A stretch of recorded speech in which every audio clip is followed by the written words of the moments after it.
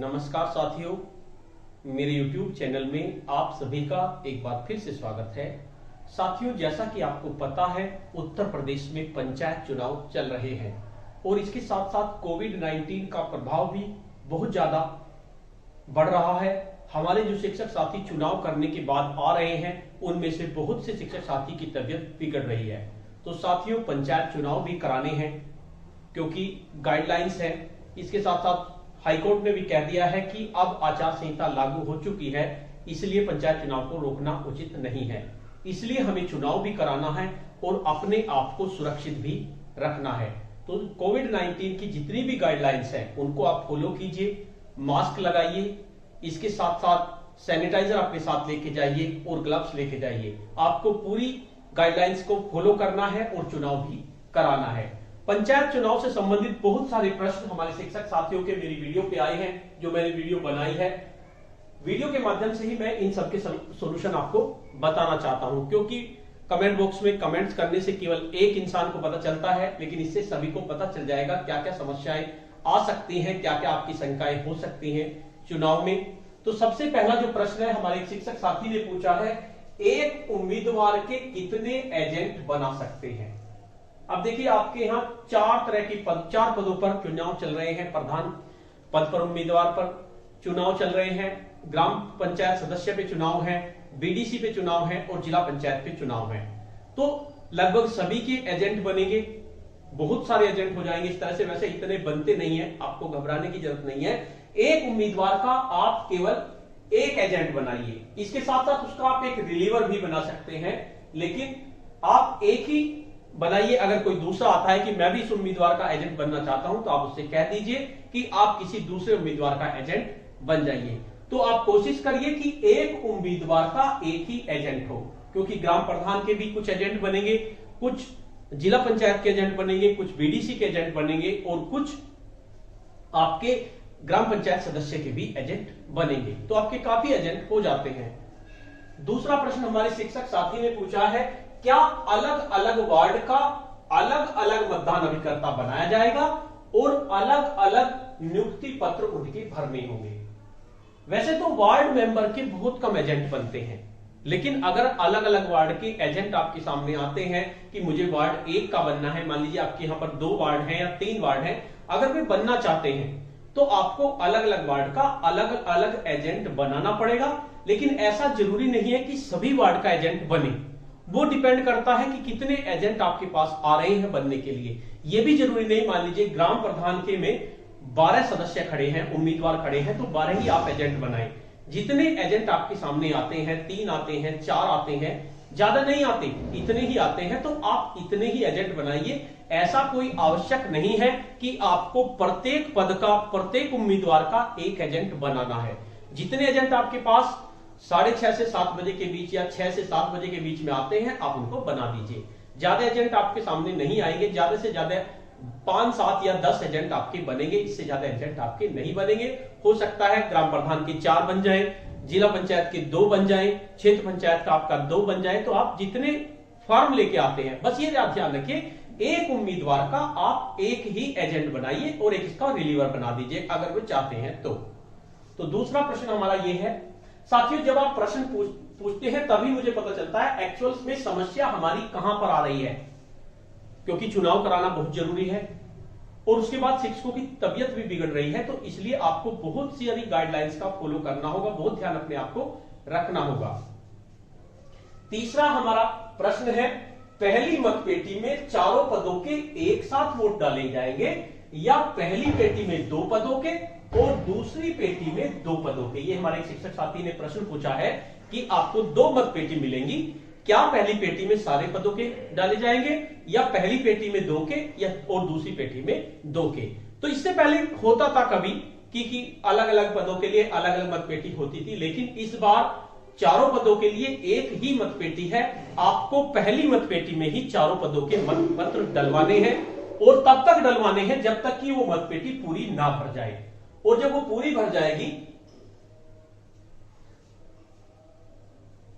भर जाएगी, उसके बाद आपको दूसरी मतपेटी का यूज करना है, उसके बाद ही उसको सील करना है। ये ऐसा नहीं है कि आप सुबह को ही दोनों मतपेटी को सील कर दें। आपको सुबह को केवल एक मतपेटी सील करनी है और घोषणा पत्र करना है चुनाव शुरू होने से पहले का। उसके बाद जब आपको लगता है, वैसे ऐसा होता नहीं, एक ही मतपेटी भरती है, दूसरी नहीं भरती, क्योंकि अब अगर उसे आप कोशिश करेंगे तो उसमें एक में ही सारे आ जाते हैं। कोशिश कीजिए कि दूसरी मतपेटी का यूज आपको ना करना पड़े।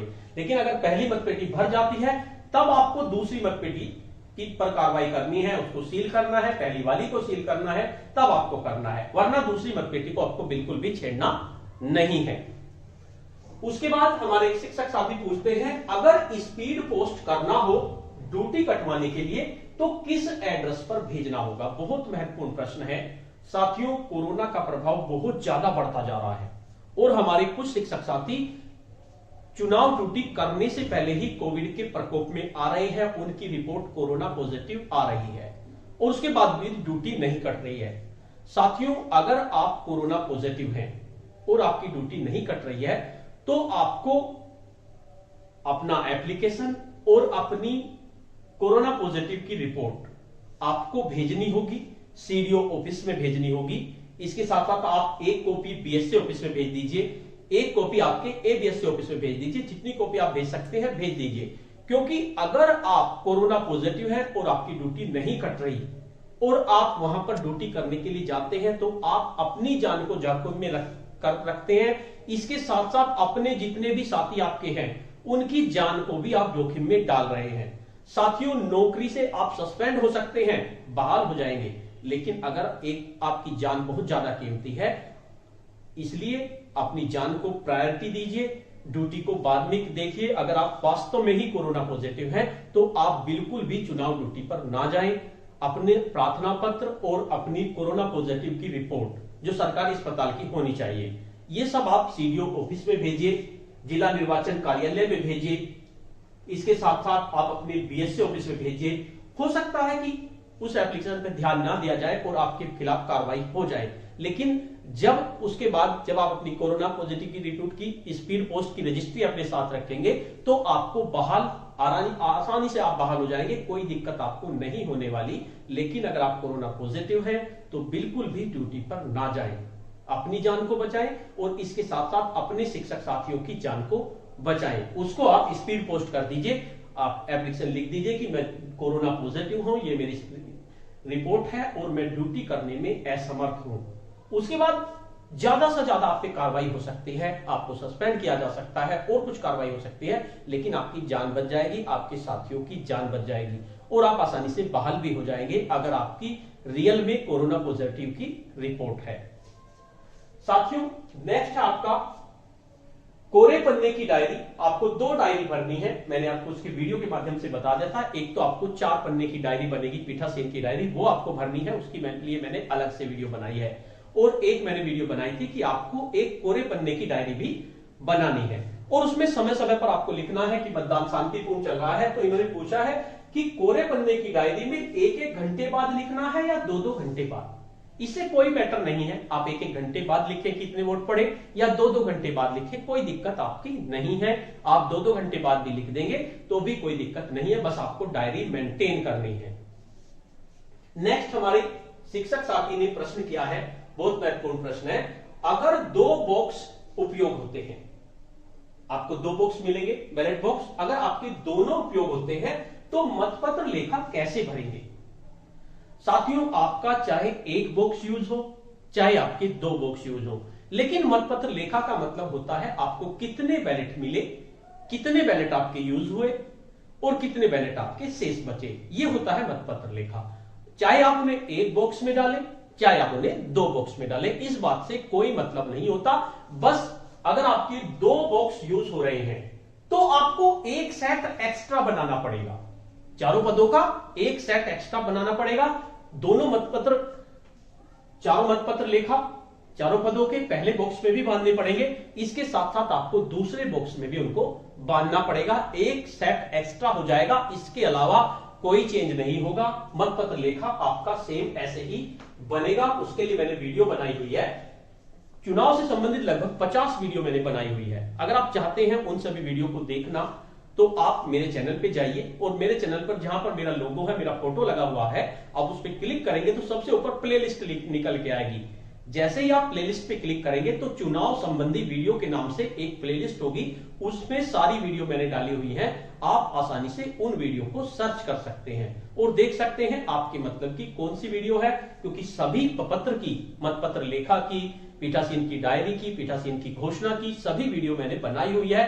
किस मतदान अधिकारी को क्या कार्य करना है, टोटल वीडियो मैंने बनाई हुई है, तो आप वहां जाके उनको देख सकते हैं। तो नेक्स्ट प्रश्न है हमारा, सांविधिक लिफाफों में 4 नंबर और 8 नंबर। मैं आपको दिखाता हूं सांविधिक लिफाफे। ये देखिए हमारे शिक्षक साथी ने पूछा है सांविधिक लिफाफे, तो इसमें 4 नंबर का मैंने इसके कवर पेज भी बनाए हुए हैं सांविधिक लिफाफे के। इसमें उन्होंने पूछा है कि सांविधिक लिफाफे में 4 नंबर और 8 नंबर। देखिए 4 नंबर का जो लिफाफा है हमारा, इसके बारे में मैंने डिटेल में वीडियो बनाई हुई है, आप उसे देख सकते हैं। तो 4 नंबर का लिफाफा है अप्रयुक्त अहस्ताक्षरित मतपत्र प्रतिपर्ण सहित, अर्थात आपको मतपत्र मिल गए, मतपत्र आपने यूज किए, तो जो दूसरे नंबर का लिफाफा होगा उसमें आपको मतपत्रों के प्रतिपर्ण रखने हैं। आपने 4 लिफाफे होंगे आपके चारों पदों के लिए। अगर आपके पास 4 पदों का वहां चुनाव हो रहा है तो चारों पदों के 4 लिफाफे होंगे आपके 2 नंबर वाले, तो उसमें आपको चारों पदों के मतपत्रों के प्रतिपर्ण रखने हैं। लिफाफा नंबर 3 की बात करें तो 3 और 4 में थोड़ा सा कंफ्यूजन है, वो आप पे डिपेंड करता है। मान लीजिए आपके यहां 800 वोट है और आपने 800 पे 800 पर ही मोहर लगा दी और साइन कर दी, एक भी लिफाफा आपने छोड़ा नहीं। अगर ऐसी कंडीशन आपके सामने है तो आपको लिफाफे नंबर 4 की जरूरत नहीं पड़ेगी। और अगर आपने 50-50 मतपत्र आपने छोड़ दिए जिन पर आपने साइन नहीं किए, मोहर नहीं लगाए, तब आप लिफाफे नंबर 4 की आपको जरूरत पड़ेगी। क्योंकि लिफाफा नंबर 4 तो यह है कि जो मतपत्र आपके यूज नहीं हुए और उन पर पीठासीन अधिकारी के हस्ताक्षर है, वे मतपत्र आपके लिफाफे नंबर 3 में रखे जाएंगे।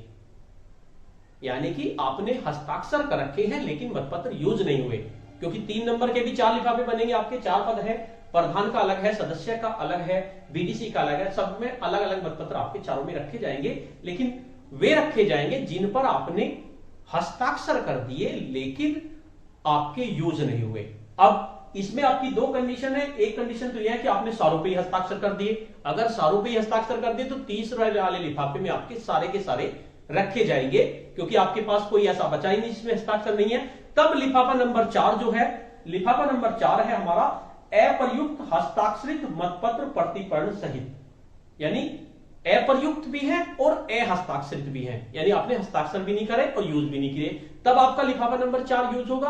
और अगर आपने सभी पे हस्ताक्षर कर लिए तो लिफाफा नंबर 4 आपका नील होकर सील हो जाएगा। और अगर आपके बच रहे हैं 50-50 आपके बच रहे हैं इसमें, जिन पर आपने साइन भी नहीं करे, मोहर भी नहीं लगाई, तो लिफाफे नंबर 4 में रखे जाएंगे। इसके साथ साथ लिफाफा नंबर 8 है अप्रयुक्त मतपत्र, क्योंकि लिफाफा नंबर 8 जो है बिल्कुल आपका किसी यूज का नहीं है, लेकिन जब निर्देश है ऊपर से कि बनाना है तो आप इसमें लिफाफे नंबर 4 में नील लिख दीजिए और इसको डाल दीजिए, क्योंकि इसमें भी अप्रयुक्त ही आएंगे मतपत्र।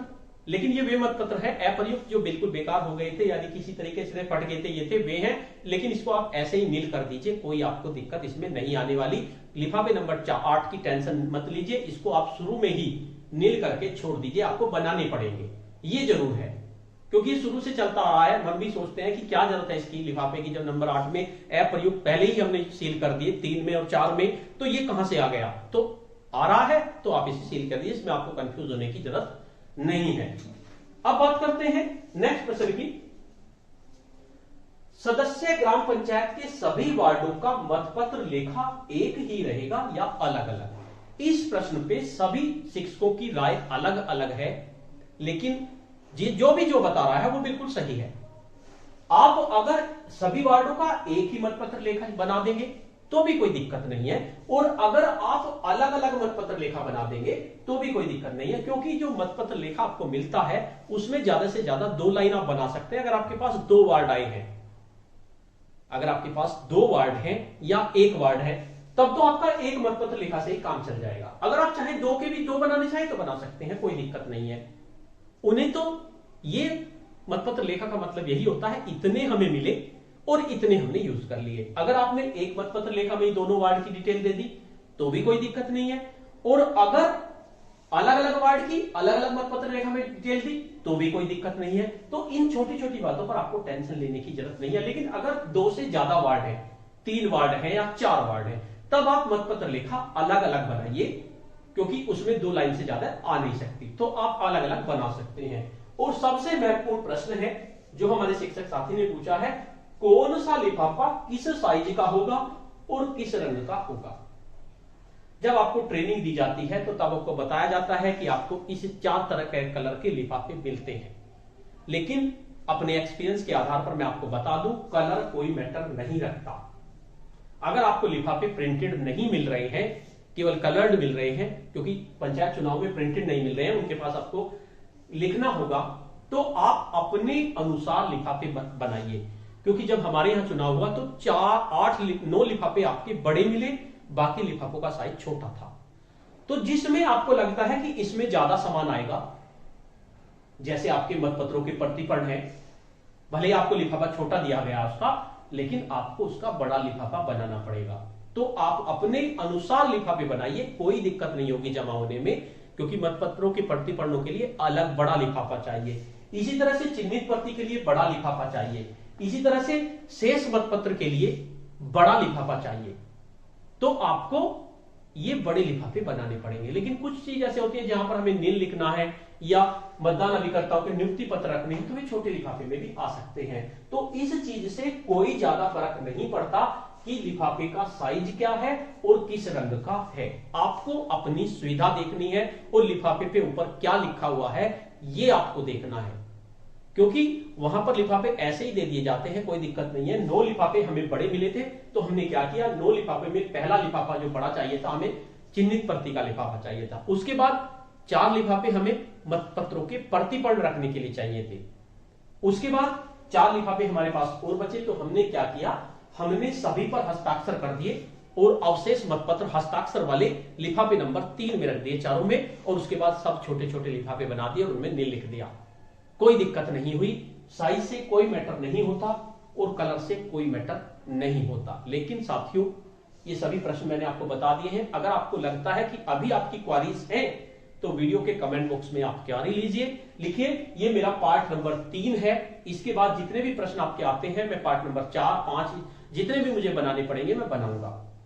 आप जो भी क्वेरीज लिखेंगे उनके आंसर देने की संभवतः, उनके जो आंसर हो सकते हैं उनकी मैं कोशिश करूंगा। लेकिन आपको ध्यान रखना है, आपको कोविड प्रोटोकॉल का पालन करना है, अपने आप को बचाना है। उसके बाद चुनाव से आने के बाद 5 से 7 दिन आपको अपने परिवार से अलग रहना है। जिस तरह से मैं रह रहा हूं, बिल्कुल अलग रूम में रह रहा हूं। भले ही आपको इन्फेक्शन हुआ या नहीं हुआ, लेकिन आप अलग रहिए। और इसके साथ साथ अगर आपके पास पहले से ही कोरोना पॉजिटिव रिपोर्ट है तो आप ड्यूटी पे बिल्कुल मत जाइए, क्योंकि अगर आप ड्यूटी पे जाएंगे तो आप खुद तो अपनी जान को जोखिम में डालेंगे ही, इसके साथ साथ अपने साथियों की जान को भी जोखिम में डालेंगे। तो साथियों, आज की वीडियो में इतना ही। आपको ये वीडियो कैसी लगी? अगर आपको ये वीडियो अच्छी लगी तो इस वीडियो को लाइक करें, शेयर करें और वीडियो पे कमेंट्स करें। और अगर आप मेरे चैनल पे नए हैं, पहली बार मेरे चैनल को देख रहे हैं, तो चैनल को सब्सक्राइब कर लें और बेल के आइकन को प्रेस कर दें, जिससे कि आपको नेक्स्ट वीडियो का नोटिफिकेशन मिल सके। धन्यवाद।